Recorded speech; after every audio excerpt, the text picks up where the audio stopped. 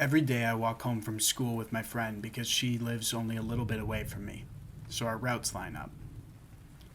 At the start of the school year, we noticed there was a man usually looking at us from his window while we walked from school. We found it a little weird, but ultimately didn't think too much of it. A few months ago, after the heat of the summer had died down a bit, he started sitting out on his porch when we were walking by. Usually he would just smile at us. Sometimes I smiled back, but usually tried to ignore him. One day, as I was walking by his house, he waved to me from where he was sitting. I stopped and waved back and told him to have a nice afternoon, walked past. It felt a little weird because he didn't reply, which he usually did. But eventually, as we all do, I forgot about the whole thing. Once when my mother was at work and I was alone, I noticed him walking past my house several times through the window, out on the front lawn. I felt creeped out and uncomfortable. I considered talking to my parents about it just in case, but ultimately convinced myself that he wasn't doing anything wrong, so it didn't really matter. Yesterday, I walked home from school alone because I stayed behind with some other kids, just playing sports. I had just bought myself a nice pair of wired headphones with the money that I've been saving up. My parents would give me an allowance, and I didn't have a job. I was playing them over one ear as I was walking home, listening to music. On the way, there's a public lot with a stable in it that I like to cut through to get into my yard because it's quicker than walking around the property. Shortcuts are always good. Sometimes people like to hang out and meet up there because nobody's really around. As I rounded the corner on the stables, someone grabbed the back of my shirt. From the way they were grabbing it, I could see part of their hand. I jerked forward instinctively, and they grabbed at the top part of my headphones. The wire was at the bottom part of my neck, and it got stuck for a sec, but I remember feeling like if I couldn't get away, something bad was going to happen. The wire eventually snapped, thank God, and I took off running as fast as I could, screaming the whole way. They let go of my shirt, and I hopped through the half-length fence to our property, and I ran as fast as I could onto the sidewalk in front of my house because I was worried that I would take too long to get rid of the lock, unlock the door, and get inside. By the time I actually got to the sidewalk point, I was crying and felt like I was going to collapse because I was so scared. When I looked over my shoulder, I couldn't see anyone, but I kept running until I reached my friend's house. When I got there, I was in tears, and it took a bit to explain everything that happened because they couldn't really understand me. I was choking through tears, as I'm sure you could imagine. I was a kid after all. I tried calling my mom, but she wouldn't pick up the phone. My friend's mom called the police, and they came to check things out. There was nobody at the stables, and they told me that it was most likely some kid trying to mess around with me. But they brought me home, and my mom was waiting. She consoled me. I didn't tell them about the old man because I was worried they would think I was crazy, considering he hadn't technically done anything. But there's something in my mind that keeps telling me it was him who grabbed me at the stables. When I was walking home from school today, I brought a screwdriver with me in case I needed to defend myself.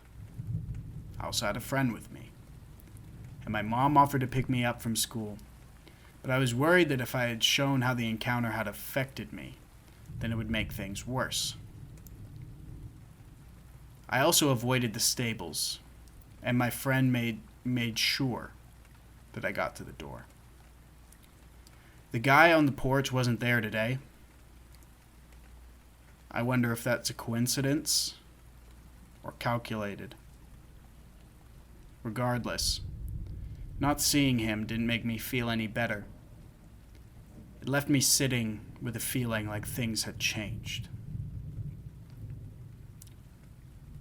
I'll update you all if anything else happens. But until then, thanks for listening.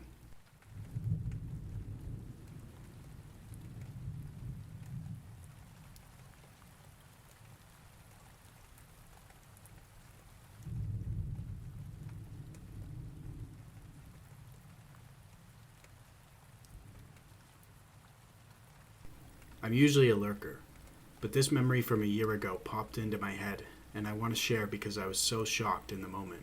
I realize now how scary the situation was, and it was just super strange. Keep in mind this story is hard to describe, but I'll try my best.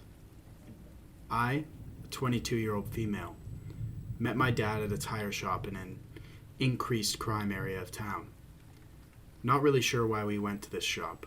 It was probably around noon. My dad brought his chihuahua with him, so I took her on a walk around the tire shop while he consulted with the mechanics. The shop was about half a football field away from a busy street, with a big field in between the shop and the street, in an otherwise residential area. I figured it was safe to walk the dog around in the field because my dad and the mechanics were right there. However, the shop was fenced in and not facing the field, so I guess it wasn't actually that safe because my dad/the employees couldn't see me. So I was just walking the little dog around in this field, not too close to the busy street, and suddenly, this beat-up car with the windows down starts driving really slowly on the busy street, and I can tell the dude driving was staring at me. The street is somewhat far away from me, and he eventually drives past, so I'm like, whatever. But then a couple seconds later, I see the car going down the street in the opposite direction, going really fast, and he turns onto the side street where I am. He's driving very fast, and he just guns it into the field where I'm standing, literally jumping the curb. He's coming straight for me, very fast, and I'm just shocked, thinking, is he about to plow us down? What the fuck is happening? It was so quick and unexpected. In my confused shock, I'm just hesitating with the dog, contemplating running away, but also not wanting to turn my back to the car. Then, miraculously, I guess there was some kind of uneven ground or a hole because the guy's car, which was a real beater, very old, got stuck and a wheel started spinning. With his windows down, I can hear him cursing and take this moment to scoop up the dog, about to run out of there. Then he opens the car door, about to get out of the car. I can't remember any descriptions about this man other than he was quite overweight, again because of the shock. I can't even recall his race or age or range or anything. Right at that moment, a truck pulls up beside us, 2 youngish men inside. It was like a construction truck. They roll down the windows and ask if this guy's bothering me. They say it loudly, and it spooks the guy, and he gets back into his car.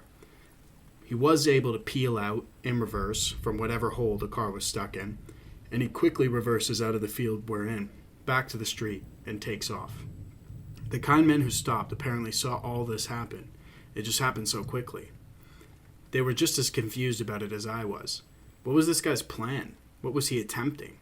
Kidnapping me in broad daylight, obviously with people around? I'm not sure. I'm so glad his car got stuck and I didn't have to find out.